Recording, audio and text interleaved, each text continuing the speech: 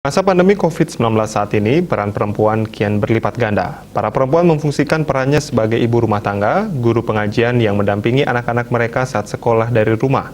Bahkan memutar otaknya guna mendapatkan cara dan solusi untuk melanjutkan penghidupan keluarganya. Hal tersebut disampaikan Ketua TP-PKK Provinsi Bali, Nyonya Putri Swastini Koster. Menurut Putri Koster saat menjadi narasumber dalam sebuah acara yang digelar secara daring Sabtu 18 Desember, keadaan pandemi ini memang membuat hampir seluruh sektor perekonomian di Bali mengalami kemerosotan yang membuat masyarakat harus mencari cara untuk tetap mengendalikan perputaran ekonomi dalam keluarga. Salah satunya menggunakan sistem teknologi untuk memasarkan talenta yang dimiliki seperti kuliner dan kerajinan tangan. Nyonya Putri Koster menjelaskan Kartini menjadi inspirasi perempuan untuk tidak diam. Dia mengumpamakan perempuan dengan lambang Dewi Saraswati, yakni kekuatan Dewa Brahma memiliki kecerdasan untuk mengarahkan hal-hal positif di tengah anggota keluarganya.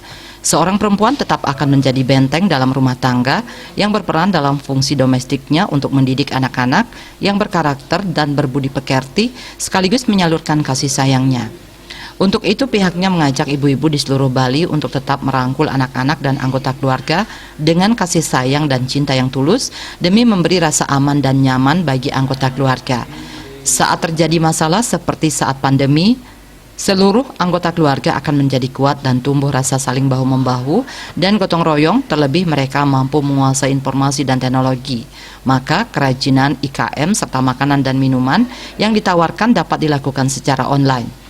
Nyonya Putri Koster juga kembali mengingatkan agar warga Bali khususnya tetap mengikuti protokol kesehatan yang ketat, terutama saat berada di luar rumah. Selain itu, ibu-ibu tangguh di masa pandemi diminta ikut menyuarakan bagaimana menjaga kebersihan lingkungan agar keselamatan dan kesehatan anak-anak dapat terjaga.